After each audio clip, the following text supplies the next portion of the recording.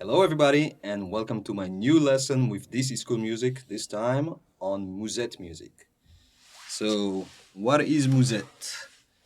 Many of you might associate Musette directly with waltzes, which is correct because playing waltzes in the style of Musette was very popular, and I would say that at least 50% of the repertoire, probably more, is waltzes. But it was not only about that. Musette is a genre of music that is you can say, the only Parisian native music. Was developed around the turn of the century, not this century, obviously. The history, you can read about it more. There is actually a book that came out that is very interesting. It's kind of an encyclopedia about all the artists that were important in the genre and talking about the history of how it developed. And it's called the L'As de Musette, the Ace of Musette. So if you want to go more into the historical details, check that out.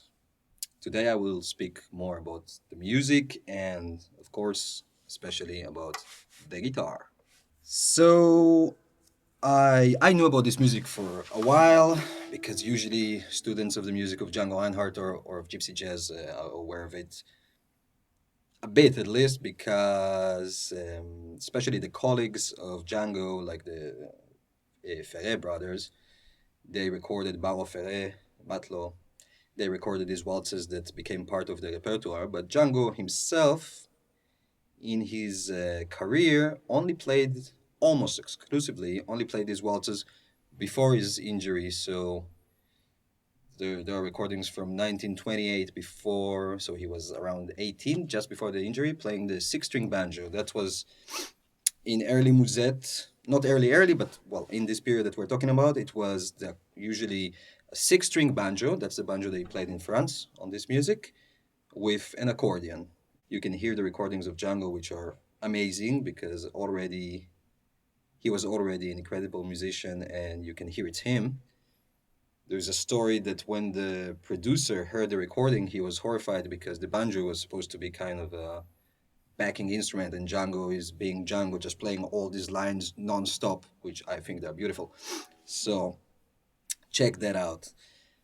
Similar to what I do with the music of Django, I like to really understand the style, to learn how to emulate it, but then not to play necessarily the same tunes because they were already played in the best way. I cannot play it as good as he did, and well, it's fun to play just for my own pleasure, and people would enjoy that. But I um, even enjoy more if I'm able to find a tune that was not recorded by a guitar, for example, and then the work of translating the music into different instruments and reviving tunes that were not played in 100 years, which is amazing. So, because it's beautiful music, so I get the pleasure of playing something that was not played on the guitar before, so it feels original, and also bringing music that is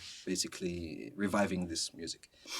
So, what I did is really researching. I spent a month listening to couple of, I don't know, at least 1,000 of Musette tunes. I do not recommend that because it's not good for your health. Out of, I mean, that was popular music, so they just recorded a lot. And in my opinion, most of it is not very good, but some of it is amazing. So let's say from 1,000 tunes, I would like 50 or something like that. But that's fine. That's fine. So you find the gold nuggets, and then the work was to, as I said, translate it to the guitar in a way that makes sense for the instrument, because you cannot just take it, copy paste. Also, it's not as interesting. I really like the work of translating into my all the applying all the knowledge that I already gathered over the years, making something that is interpretation. And there is also the question of fingers, which we will talk about in detail, about how to play, because the guitar, you can play the same notes in many different ways. So how do you choose? Why do you choose it the way you choose? We will talk about that. Um, yeah.